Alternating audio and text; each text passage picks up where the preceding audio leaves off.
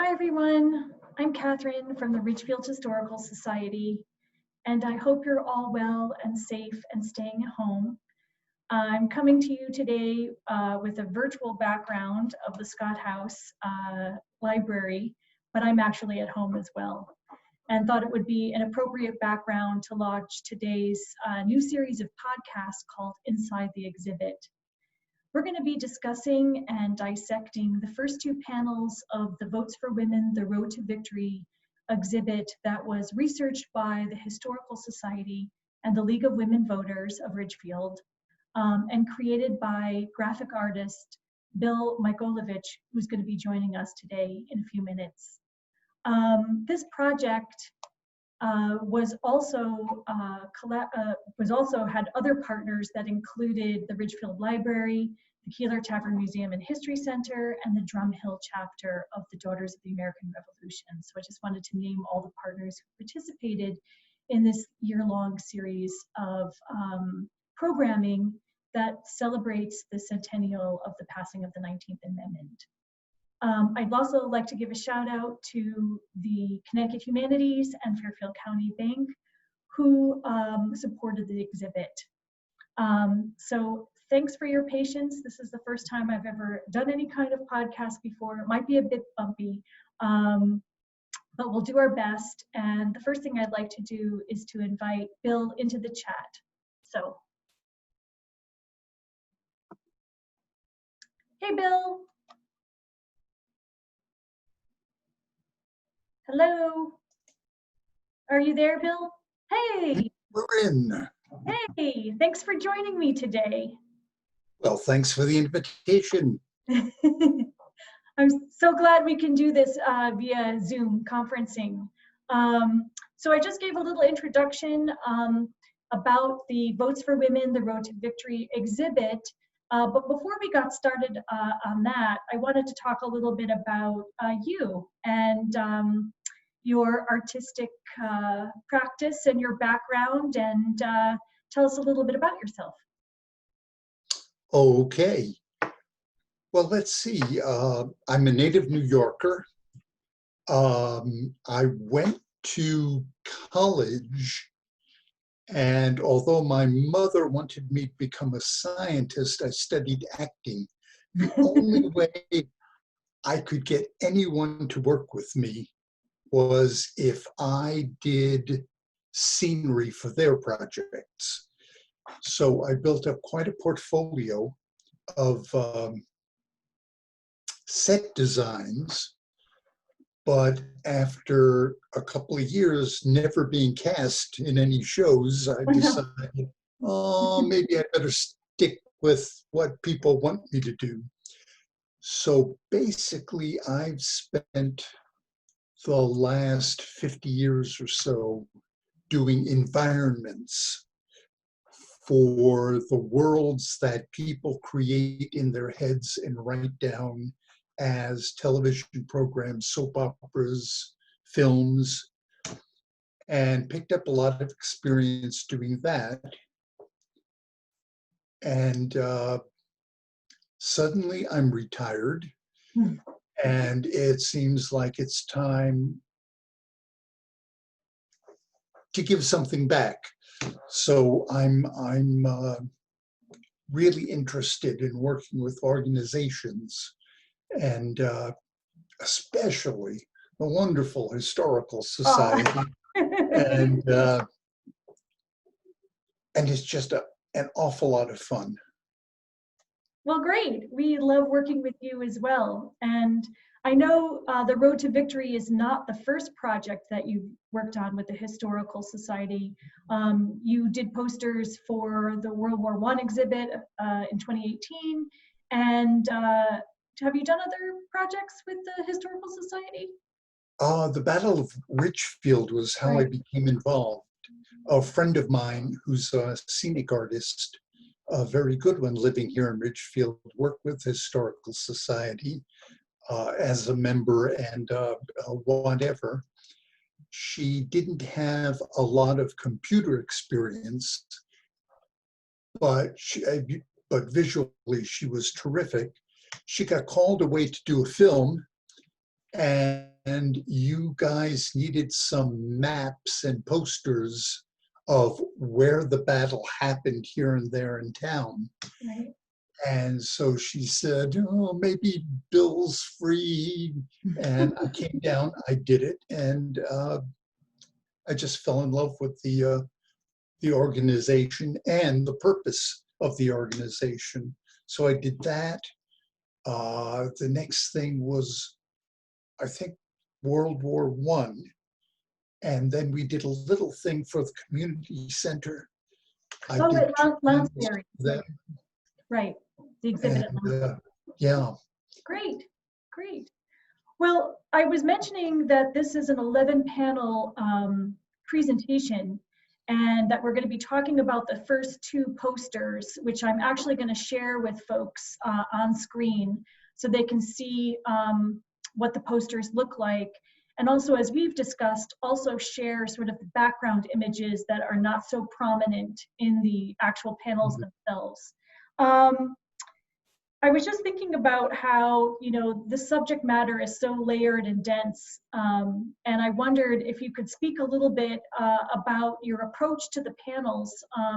How do you sifted through the content and figured out what you wanted to include in the panels, and how you went about orchestrating a blank canvas?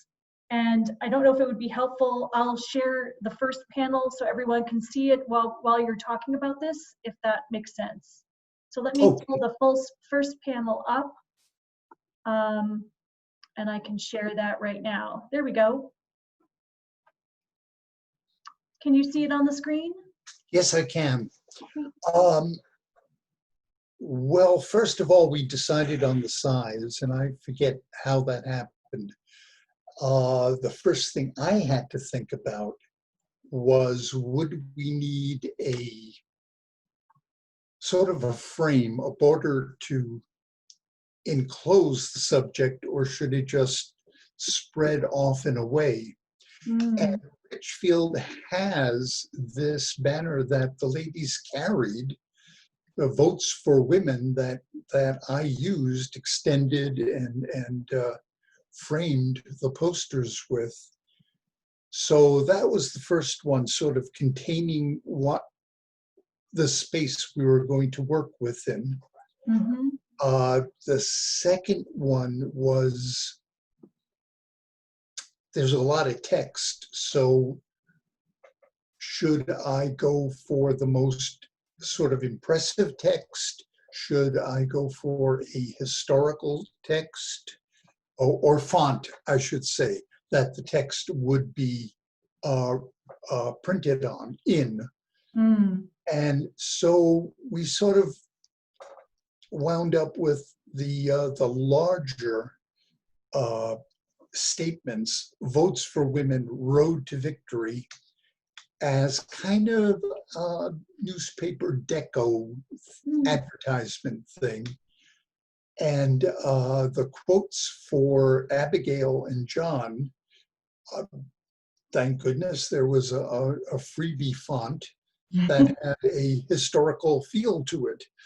So I was able to use that. One of the wonderful things about this project, which you don't get in a later period, is a lot of the images are non-copywritten. So you don't have to worry about the Bigelow Times from Montana suddenly throwing you a cease and desist order in your email. Pretty much all the images were non-copyrightable because they were used in newspapers, magazines, and nobody thought they had a future. Nobody thought they were going to be collected and reproduced 50, 70, 100 years later. So that was a great thing. This is the background image for the first panel that's kind of faded out in the background. Very interesting subject and information on it. how did you make this selection as the background? Well, now, like non-copyrightable images, no, I would never have thought anybody would ask me about the mental processes that went into doing this. It was something that I kind of felt we wouldn't be able to use as a foreground image. Do you have the original one you can put on screen? The original background? Yeah, Isn't this it? I'm seeing just the Votes for Women banner. Oh, I'm sorry. I guess I have to, thank you. I have to stop share and then share the next one. Sorry. Can you see that now on the screen? No, I'm looking at you, Oh, okay. So, ooh, okay. which Me. is a nice thing to look at, but Thank you. Let me hit share and then just pull up the next image, which is this one. Sorry. I thought I was doing that. Here we go. Can you see it now? yes. Great. Okay, so what we're looking for and now is a newspaper illustration shows Roosevelt saying, "Let the people rule." And he, of course, was voted in as a Democrat. And the ladies are saying, "We're what?" Mm-hmm. And the men down below saying, "We're the people." The animals are saying, "We're the animals." And right next to Roosevelt, we see the women saying, if they're the animals and the men are the people, what are we? Uh, I didn't think we could use this for anywhere else because the League of Women Voters are very, very careful. And one of the end banners will get to this problem again of being non-political and not wanting to make it appear or seem that they're uh, saying something bad about either the Republicans or the Democrats. Right. Nonpartisan Yeah, approach. Yeah. yeah.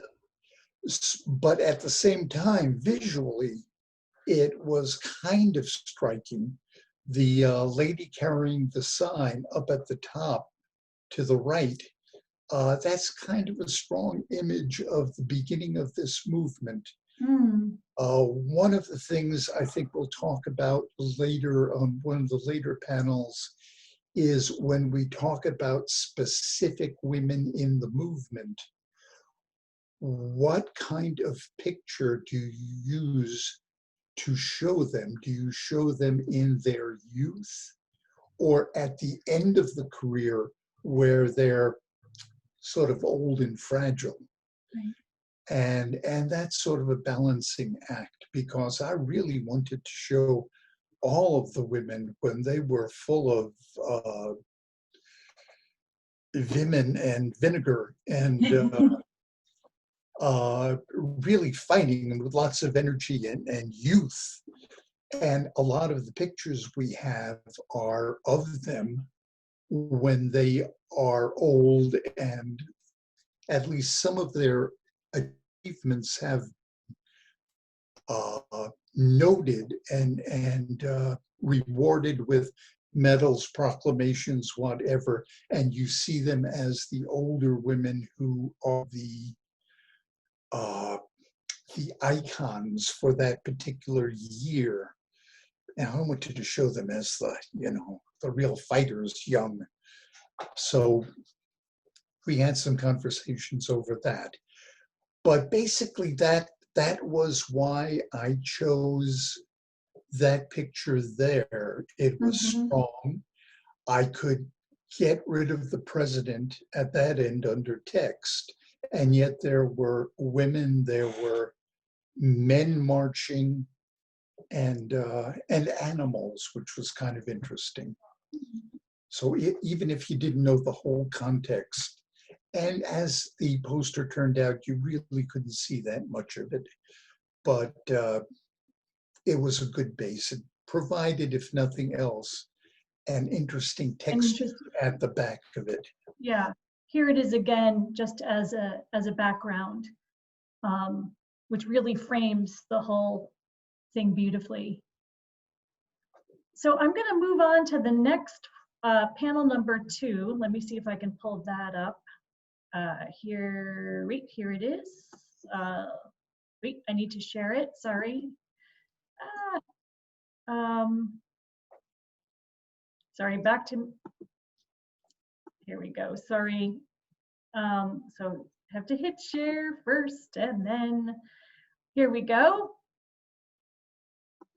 Panel number 2, which is very text dense, excuse me, and kind of gives the whole chronology as the second panel. And I'll zoom in a little bit so people can read some of the highlighted dates. So let's start up at the top here.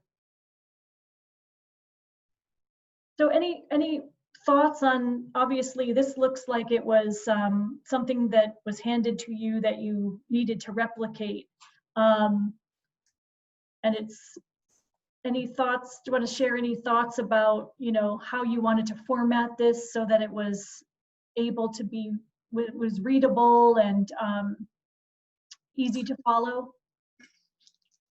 Yeah, when, excuse me, when this was given to me, there were also a bunch of images that were thought would work in well with the timeline. Mm-hmm. And when we discussed this for a while, and I did a couple of comps to show different ways of showing the timeline, we came to the realization that there was nothing important in the images. The important stuff was really the information in the timeline. Mm. So what I had to do really was find a font size to be able to make the lettering big enough to be readable from a distance of 3 or 4 feet, and to differentiate what was important in it. And really the only important differentiation I had to make here was between the information of what happened during the period and the period, the years. So I decided to put the years in red and the rest of the text in black. We worked on this project because it was really rather long, much more complicated than the World War I project, in sort of jumps and gaps. So I think the beginning of the project was making the first poster, Mm-hmm. the sort of the introductory poster that sort of said what the exhibit was about. And then maybe a week or so after that, the committee decided on the timeline. That would be the next one, Mm-hmm. to sort of set that out and establish the path we were going to go on, because everybody said the name is the road, so there's got to be a path and we've got to put things in the right sequence. So in the first poster, I had to kind of, at least in my own mind, establish the look, the colors, the font types, and well, that's about all I could do, really. I couldn't decide whether the text was more important than the visuals, or if the visuals were emotional and compelling enough to be more important than the text. So we did that first to sort of set the world. The color is all of that. And then the second one, I discovered, well, this one, it was really the text that was the most important. Mm-hmm. So it was a matter of picking the right font, the right size font, and trying to justify so that everything was even on the right and it wasn't that raggedy on the left. It's something that's not easily accomplished. The software that I have isn't capable of doing it automatically. There are some programs that can do that.